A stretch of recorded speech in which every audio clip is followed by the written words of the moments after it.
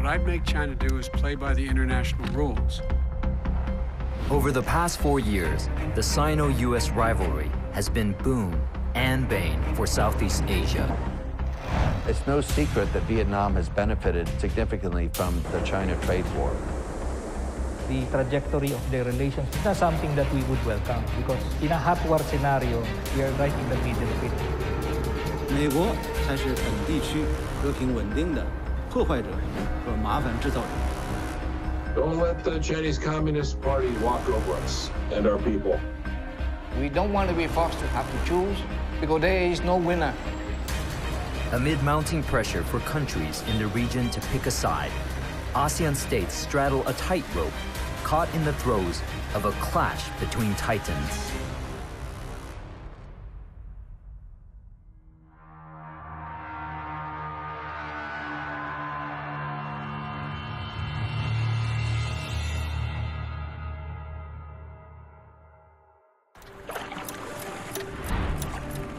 Southeast Asia, a vast melting pot of cultures and influences.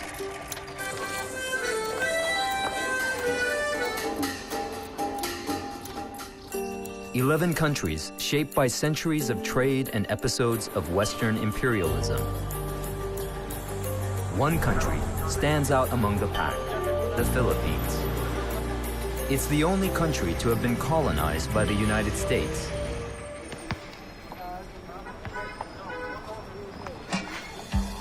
The American occupation left a deep and lasting legacy on the Philippines. It's especially pronounced in Angeles City.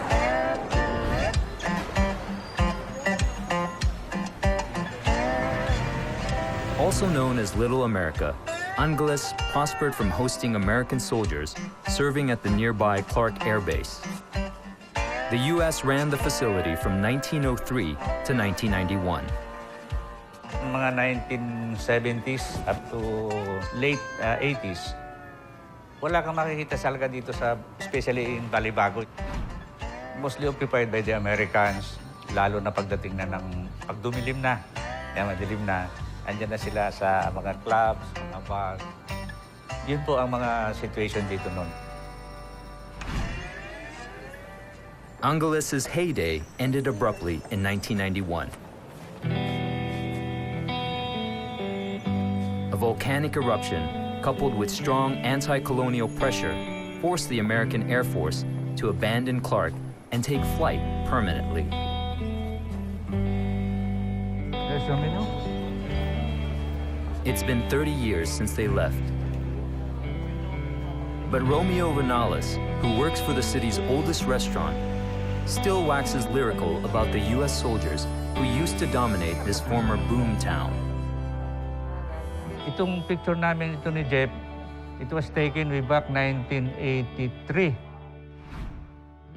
Nagkikwento sila about their flights, kung saan sila napupunta. Saka yun nga, are very appreciative, very generous sila sa mga Pilipino. Whenever they give us a run for them, malaki silang magbigay tip, although I do not really, hindi ko inaasahan yun. Hindi ko inaasahan na bigyan ako ng tip. Because of our friendship. Some call it a colonial hangover. Others see it as an eternal love affair. Whatever one's opinion, the American heritage continues to influence how Filipinos view international affairs, especially Sino-US competition. Between the Chinese and the Americans, I would have the Filipinos choose the Americans because the Americans have always been there for the Philippines. Janet Alford is one of thousands in Angeles born from mixed marriages between American soldiers and local Filipinos. She now works for an association which supports American war veterans residing in the Philippines. I tend to always go back to history because time and time again, when the Philippines is in need, our American brothers and sisters are there to help us. Douglas MacArthur said, "I shall return," and sure he did. He did return and liberated the Filipinos from the Japanese. Especially when Clark was here, there's a lot of community activities going on as far as volunteering, giving back, and all that, and until now. Just as Filipinos' ties with the U.S. are steeped in history, relations with China go a long way back too.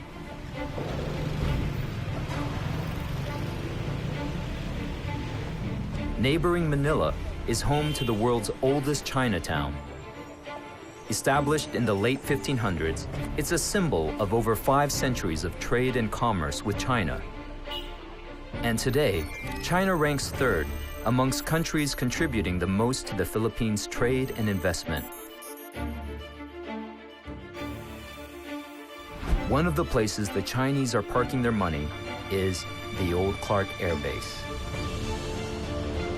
Since 2016, this site has been redeveloped by the Philippine government with the help of investors from around Asia as new Clark City. When completed, it will house a mix of residential, commercial, and industrial facilities. It's also slated to become the new political capital of the country.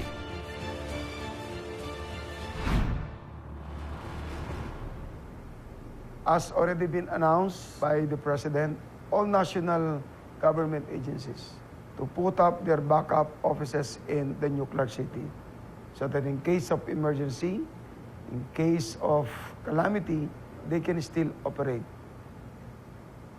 Ronaldo Katukutan is the mayor of Kapas City, which houses most of New Clark.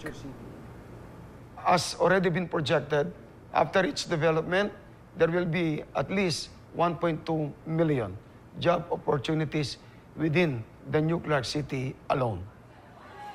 A lot of Filipinos now are working as caregivers, house workers in the different countries. So giving them the opportunity in the New Clark City, many hotels, many industrial area, instead of flying to different countries, and also some professionals need not to go to Manila. As of now, we had a lot of Chinese investors also here, migrated here, and then eventually they become a natural Filipino citizen. They are really good. But these plans have raised eyebrows across the country. Filipinos have long protested against China's activities in the South China Sea, where both countries are embroiled in a territorial dispute. In 2016, many in the country celebrated a landmark decision by an international tribunal which dismissed Beijing's sprawling claims in the South China Sea. It's nice to become friendly to a neighbor country, but I want to give emphasis that we should not abandon our right, as we already won the case. So we should, by all means, invoke our sovereign right to this particular area. Now, the government of the United States of America used to respect that. They assure us even that if someday China will not honor the international decision, which is we won in the West Philippine Sea, or they will help us and they will protect the Philippines. Given Clark's strategic location just off the South China Sea, news of Chinese cash flowing into the old American air base has attracted some controversy.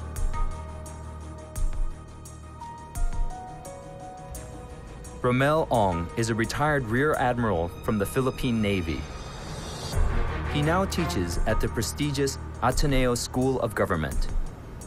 He weighs in on whether Chinese investment in New Clark City will impact his nation's security. In a way, it's no longer viable as a military facility. Now, whether it would be a slap on the face of the United States, I think the best way for them is also to invest in that area. Because economic development, if you treat it in a logical way, is neutral in terms of nationality. It's whoever brings in the money to be able to develop that area would be the one you would be able to cater to. We are hoping na whether you're a Chinese or any other foreign nationals na mag-invest dito sa Angeles City, especially in Clark Economic Zone, we're hoping na magkakaroon kaming assurance na babalik sa amin yung dati naming glory, sabi nga. Like most people here, Janet is torn between development and conservation. When you go into Clark now, the remnants of what was Clark is slowly eroding. It's totally different because it is going to be very commercialized. We need the money, right? Okay, we're opening our doors for investment, but then at the same time, we need to do good by the Filipinos. She's worried that the government will become overly reliant on Chinese investment to build new infrastructure. A 500-hectare business park to be developed by the Chinese on the old Clark airfield stands out in particular. If we rely solely on China, they're just going to come in like a big bully. It's going to be challenging because we have already opened the doors for a lot of their investments, and then they kind of took over already.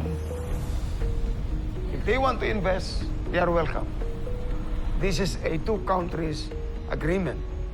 If the city of Capas will benefit out of this 500 hectares development, as long as it will create job opportunities, and they will respect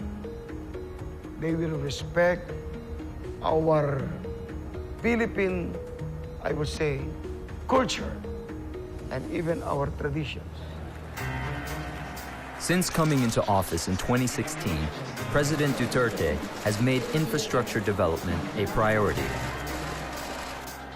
To help realize his grand vision, known as the Build, Build, Build scheme, he has secured billions of dollars in pledged infrastructure funding from China. We're talking about road, bridges, flood control projects, school buildings. We partner with China in the same way that we partner with Japanese and Korea. We evaluate projects by their proposal. If there are best practices that are available elsewhere, then I think the Philippines should grab every opportunity to improve its current infrastructure.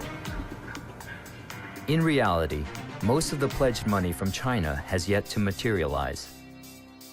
But observers believe this will have little effect on President Duterte's pivot to Beijing, which has come amid intense competition between the US and China for influence over Southeast Asia.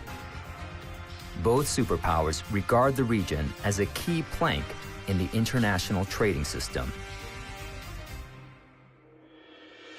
Beijing doesn't respect the fundamental democratic values or those enshrined in the ASEAN Charter. Don't just speak up, but act. Don't let the Chinese Communist Party walk over us and our people. Everybody in Southeast Asia is in a tug-of-war situation right now. They're all trying to balance the relations with China and with the United States.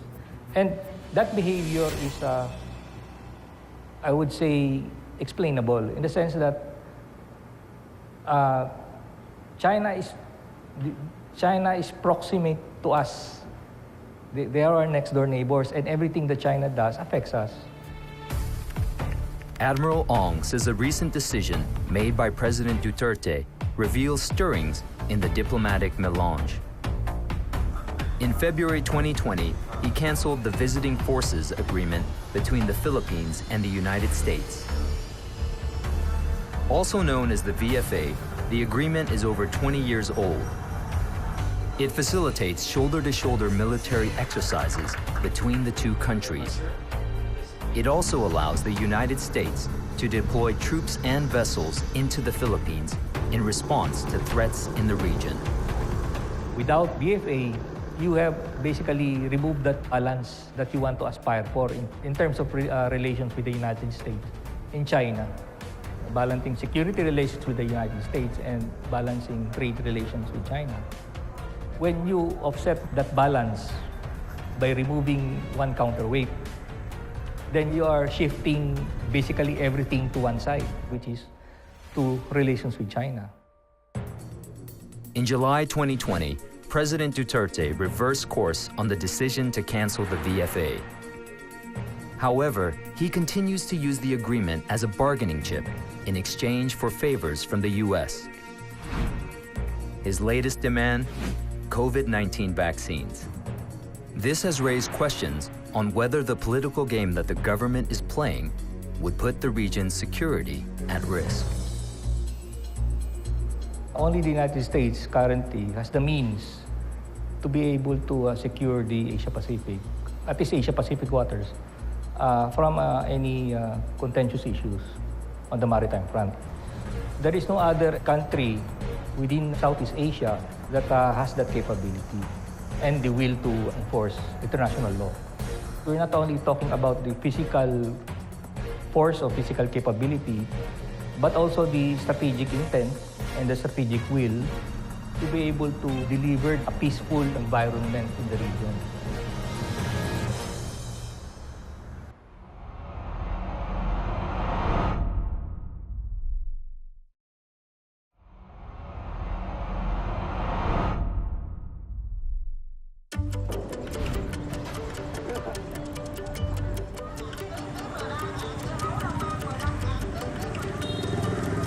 Nestled in the heart of Ho Chi Minh City's downtown is this iconic restaurant.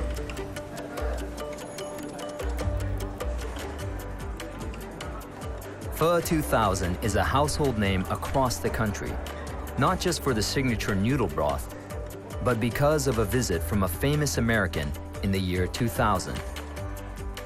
For an acting U.S. president to visit Vietnam, that's really a historical event that mark, the beginning of the new future and the new diplomatic relationship between the two countries.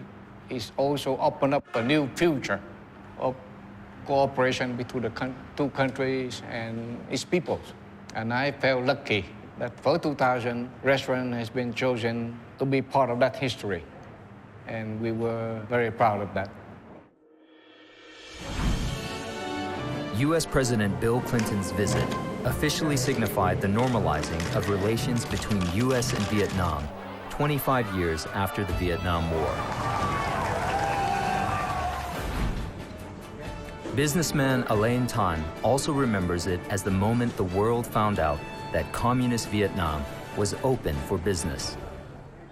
The fact that, we are now doing business with practically every country in the world.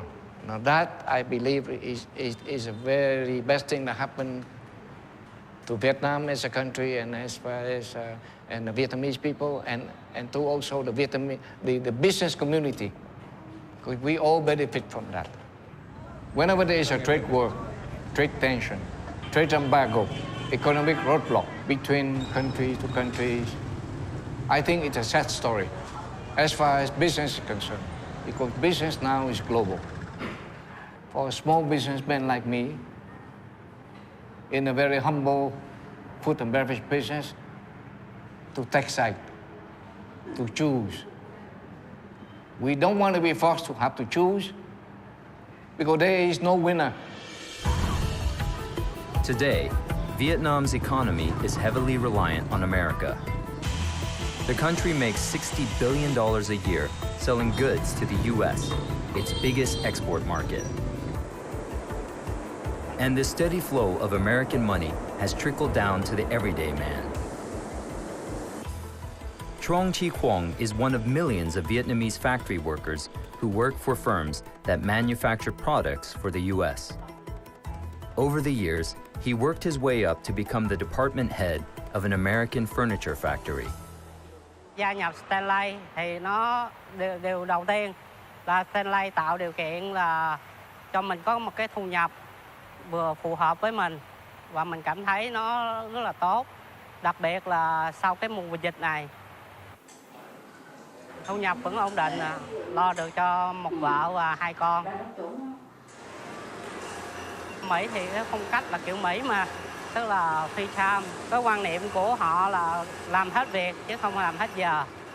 Và bên cạnh đó thì chúng ta cũng học được nhiều cái hay, cái tiên tiến của nước Mỹ mang. Even in the midst of a pandemic, Vietnam remained one of the world's fastest-growing economies in 2020. It's not just America that Vietnam has to thank for that impressive statistic. In recent years, the rise of China has created new opportunities for the Southeast Asian nation. China is now Vietnam's top trading partner with two-way bilateral trade valued at over $100 billion. China ranks third in the list of largest investors in Vietnam. The United States is notably absent from the top three. Despite this, many Vietnamese still favor strong relations with the United States over China. Part of this distrust of Beijing flows from recent tensions in the South China Sea and public outrage over how Vietnamese fishermen have been treated by Chinese ships in the disputed waters.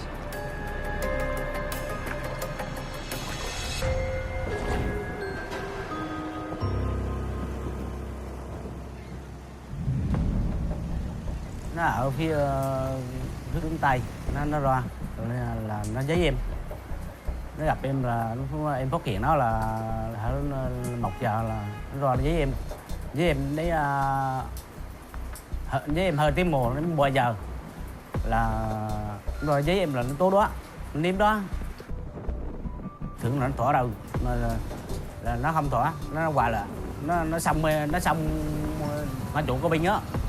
Phía một trớ của mình đó, mà chỗ cánh cửa lớn đó, cỡ nửa tiếng sau nó thấy tàu của em chìm, có tàu Trung Quốc nó thọ tôm bom, thọ con đô á, nó dứt tối đem lên tàu nó, nó bét em vô, nó có thằng thâm dịch viên, nó bét em vô là nó hỏi em là vùng biển này vùng biển của Trung Quốc, mấy anh không được lo.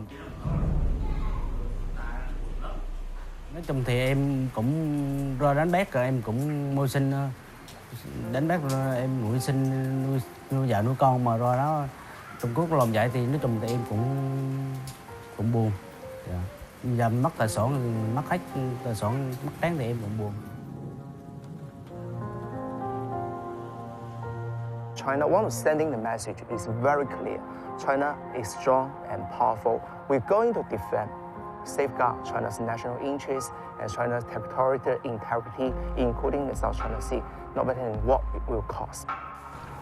China regards the South China Sea issue as a core national interest, alongside with so-called Tibet and the Taiwan issue, right? So, use the President Xi's word, right? China will not give an inch of territory left behind by the ancestor. The case of the Vietnamese fishermen was picked up by the United States. In July 2020, the Trump administration broke from the U.S.'s long-standing neutrality in the territorial disputes. It threw its support behind the Southeast Asian claimant states and branded Beijing's claims in the South China Sea as unlawful.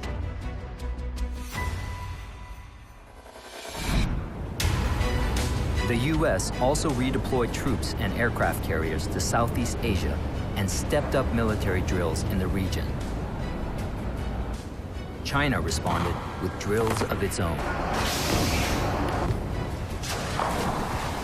美国对国际法合则用，不合则弃，频繁派遣大规模先进军舰军机在南海大搞军事化，推行强权逻辑和霸权做法。美国才是本地区和平稳定的破坏者和麻烦制造者。 I know the task before us won't be easy. Newly elected U.S. President Joe Biden is expected to continue championing freedom of navigation in the South China Sea.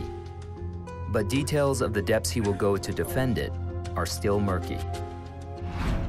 In the meantime, Beijing stands ready for any confrontation. Right now, the trajectory of the relations between U.S. and China is not something that we would welcome because it's headed towards conflict. We are right in the middle of it. So I think the best option is how to prevent a hot war. And that means being able to put in place a mechanism that would allow the two major powers to talk instead of fight. I think the best way But the harder way is if ASEAN, as a multilateral organization, would step up and be a more proactive player in terms of defining how the regional security environment will take shape. Currently, all 10 ASEAN member states are negotiating a code of conduct for navigating the disputed waters. China has pledged to work closely with ASEAN to realize this. It hopes to have the code ready by 2021. There's a lack of so-called trust between the ASEAN countries and China. So that's in China's interest to speed up the negotiation, the COC. So to lower the temperature, to lower the tension, China wants to focus on the United States. They want to have stable and friendly relation with the neighbor, the ASEAN. That's very important for China. Bởi vì nó có hai cái. Một, anh có ràng buộc pháp lý không? Hai là nó có hiện thực không? Phải thực chất cả. Chứ còn chơi để làm hình thức ấy, để mà thực hiện cho một cái ý đồ gì đó thâm ý bên trong thì rất khó. Muốn như thế phải enforcement.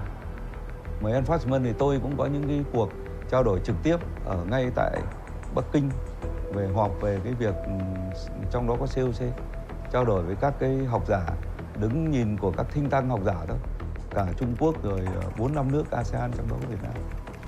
Thì chúng tôi đi thì cũng với tư cách là informal meeting thôi, tức là không đại diện cho quốc gia nào, mà là những nhà khoa học.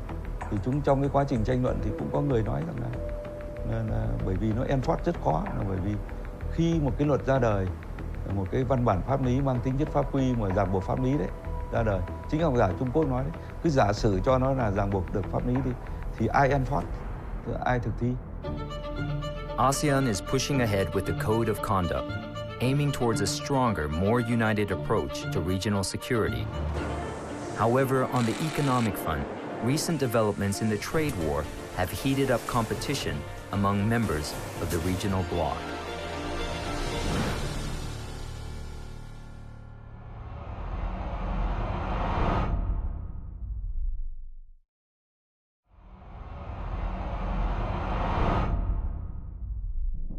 We're taking in billions of dollars of tariffs. In the old days, we made our product and we took our product and that's what it was. Now we go to China, we buy it. Not anymore. And if they don't want to pay tariffs, make it here or buy it from another country that's a non-tariffed country. The US-China trade war has disrupted global supply chains. But ASEAN countries have found new opportunities amidst the chaos. As factories moved out of China to escape US tariffs, many set up in ASEAN. One destination in particular seemed especially inviting.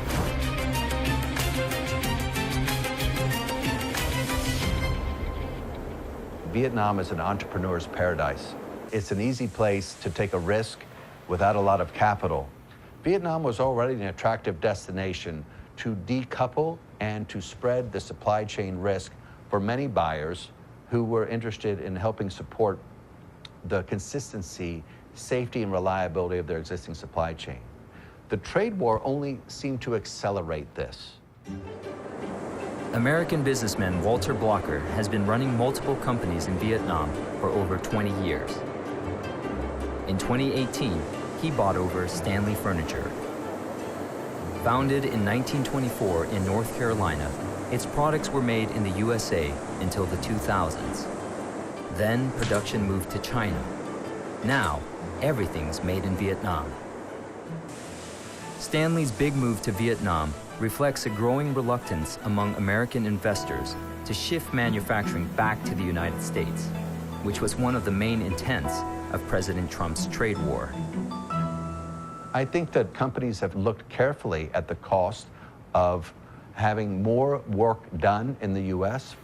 At the end of the day, companies are going to choose the most efficient, both in terms of cost and time, way to conduct their business. Vietnam has worked to create a safe platform for investment. One of the key priorities of the government here has been to respect the needs of its people and bring broad benefits to a very large middle class that's emerging now out of poverty into one of the most prosperous economies in the region. That works very well with the private sector because the government has worked with the private sector to listen and understand the needs of the investors and the needs of the job creators so that we can have as harmonious as possible relationship. But there's another relationship that's equally important to Blocker. Well, it's no secret that Vietnam has benefited significantly from the China trade war, but it also brings challenges. And the biggest challenge today is to understand the balance of trade and the trade deficit.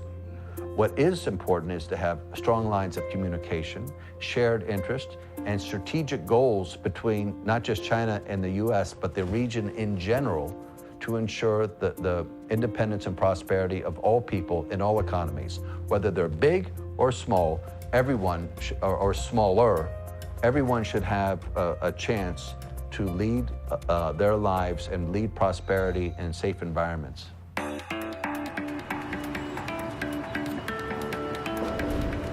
Over in neighboring Thailand, Delta Electronics, headquartered in Taiwan, makes components for the likes of Huawei and Microsoft. It's shifted some of its production from China to what is now Southeast Asia's other manufacturer's paradise. Delta Thailand has been operating here since the 1980s. It has 6 factories. A 7th is well on the way. Overall, yes, it will cost you the money to acquire the land or rent the land, or you would need to do a lot of machinery setup and training of the people. But I think it's quite nature. It's just part of the business.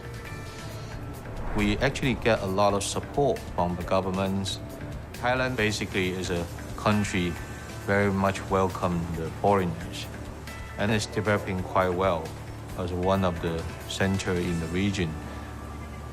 The labor force in Thailand is very stable, and people, as long as you give them the good training, and they will follow the guidance and do a good job. And from our point of view, sometimes a stable labor force, it does make a difference because it's the product. You want to make sure people know how to deal with it, how to handle it, how to manufacture it. Kantima Pinpanom is a supervisor at one of Delta Thailand's 6 factories. Due to a recent spike in orders from the US, she and her workers have been working harder to ramp up their company's output. But she's not complaining. การที่มีการสั่งซื้อสินค้าเพิ่มมากขึ้นทำให้ชีวิตทำให้ดิฉันมีความมั่นคงในการทำงานแล้วก็ใช้ชีวิตประจำวันได้อย่างมีความสุขเพราะที่นี่ให้สวัสดิการที่ดีไม่ว่าจะเป็นเรื่องค่าอาหารมีรถรับส่งให้แล้วก็มีสวัสดิการเรื่องค่ารักษาพยาบาลที่เกี่ยวกับตัวของดิฉันแล้วก็คนในครอบครัวด้วยค่ะจากการที่มีนักลงทุนหรือว่าต่างชาติเข้ามาลงทุนในเมืองไทยก็ทำให้เรามีความสะดวกสบายขึ้นอย่างเช่นมีร้านค้ามีห้างสรรพสินค้ารวมทั้งมีสถานพยาบาลที่แบบใกล้บ้านไม่ต้องแบบว่าลำบากในการที่จะเดินทางไปอย่างเช่นไปหาซื้อของหรือว่าไปหาหมออะไรอย่างนี้ค่ะคือมีความสะดวกสบายขึ้นค่ะ These sentiments are shared across ASEAN. For the past 2 years, countries in the region have been jostling to catch a share of the investment flowing out of China. Duangchai Asachintajit has been leading the charge for Thailand. We would like to accelerate investment in Thailand. If companies can put in at least 1 billion baht of investment, real investment, in Thailand, after 12 months, then they would get 5 years of 50% reduction of corporate income tax. So we are now briefly looking for investments that would be using higher technology content and that would be creating more value added. And we see that a lot of investments that are being relocated are exactly fitting our objectives. If Vietnam and Thailand are the early victors of the trade war, Indonesia is arguably the biggest loser in the race to attract manufacturers seeking to bypass tariffs.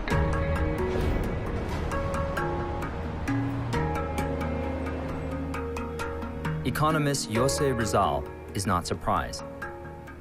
He recalls Indonesia being one of the last to get on board China's infrastructure express train, the Belt and Road Initiative.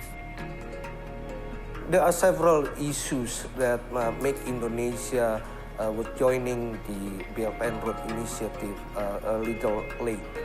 In 2017, we conducted a survey on public perceptions on the economic issues. They put China as the top countries that bring disadvantage to Indonesian economy. But interestingly, they also put the US as the second. so Indonesian public has this kind of strange perceptions toward China and toward US. Today, Indonesia is making up for its late start. It's actively courting foreign investments, most notably from China. One recent deal with Beijing could be a lifesaver.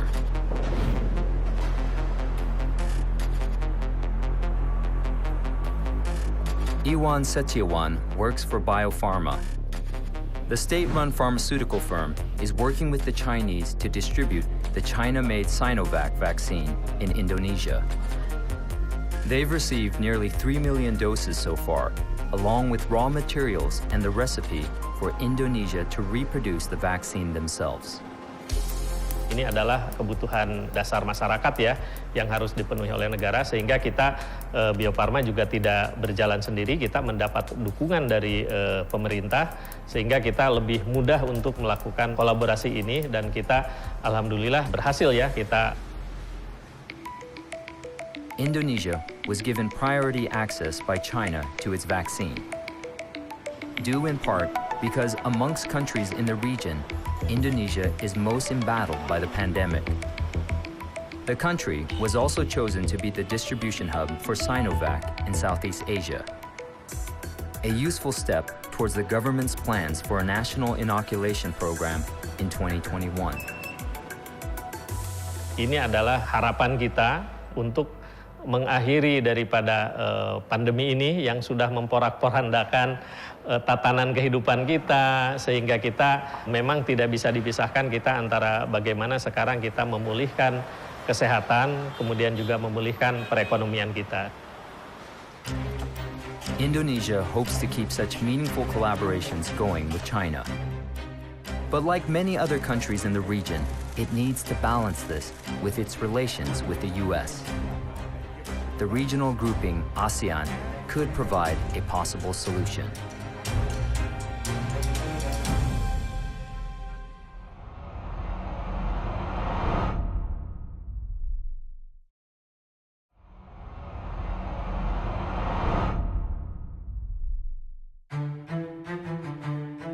For the past 7 years, China has been trying to cement its superpower status through the Belt and Road Initiative.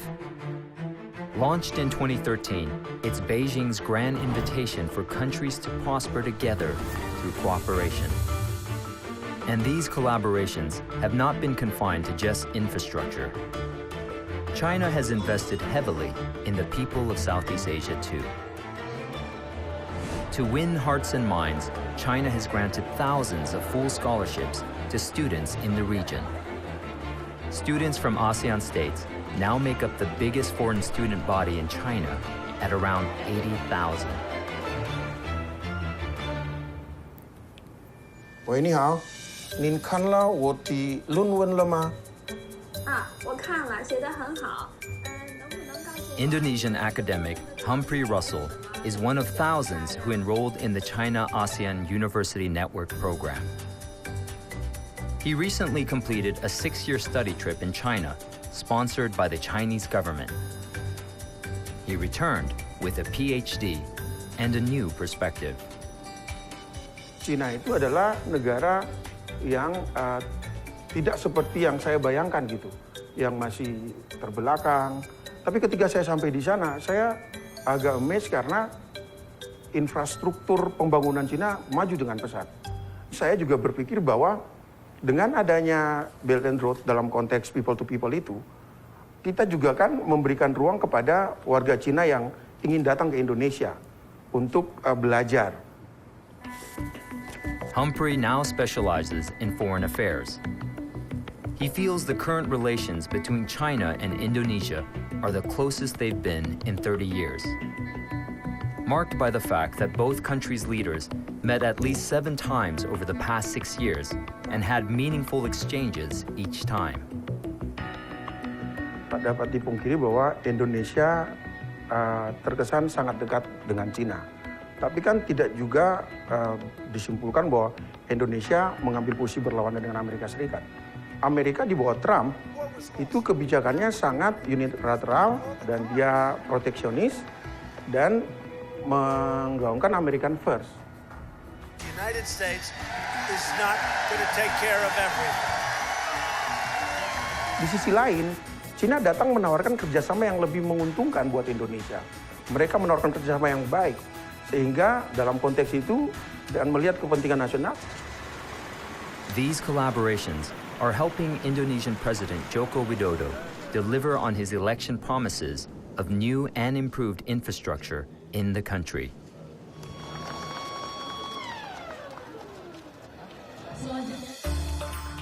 One key project that both Indonesia and China are currently working together on is a 150-kilometer railway. It will connect the capital, Jakarta, with Bandung, an emerging business hub. Pembangunan infrastruktur yang baik, disparitas kesenjangan ekonomi antara Jawa dan luar Jawa itu bisa diminimalisir.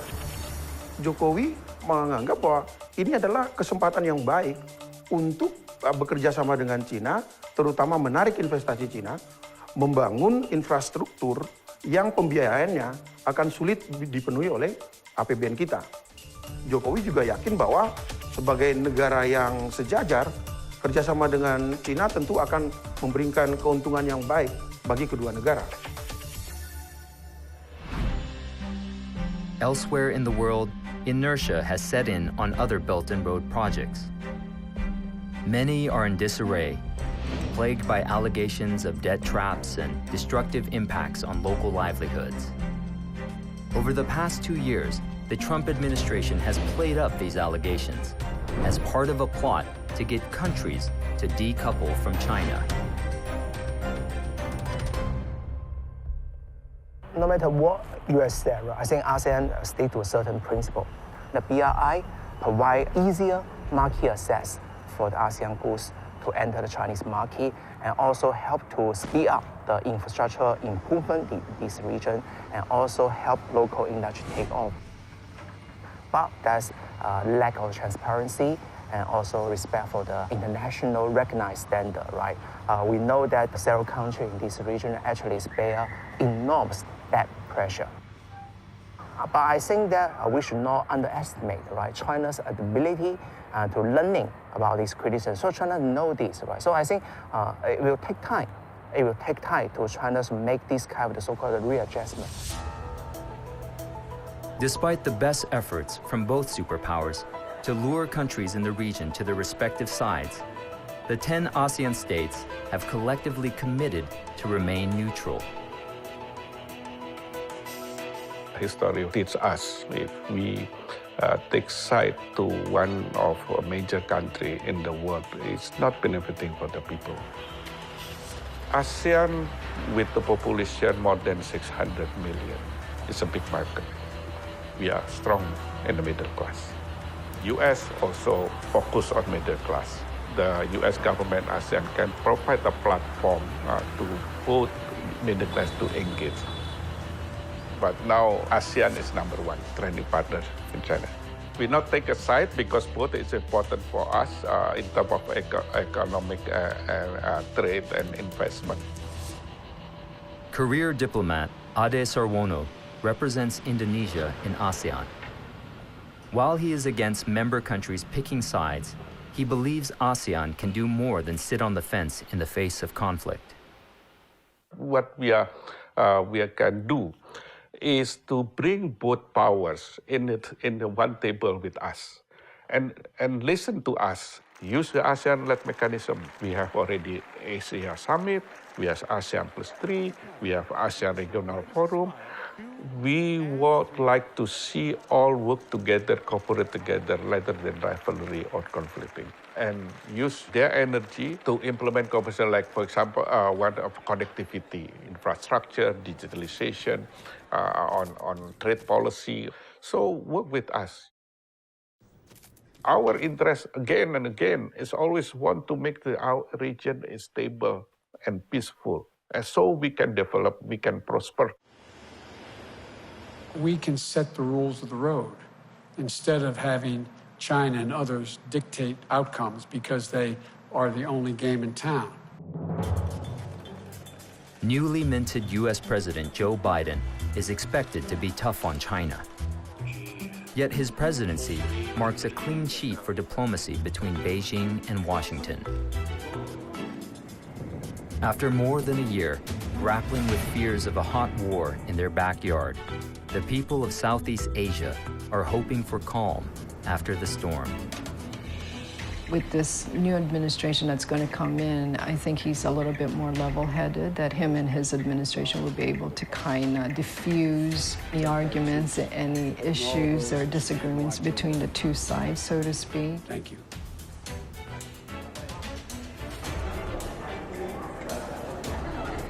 Geopolitics will change. Leaders will change. But business never change. We need peace and stability so that our business can grow. There are still many issues that China and the U.S. need to work out between them. And some of these issues may never be resolved. But now's the time for both sides to seek common ground and find ways to foster healthy competition. Southeast Asia looks forward to being part of this conversation and working together with both superpowers. In doing so, they hope to disentangle themselves from the dangerous tightrope they've been walking.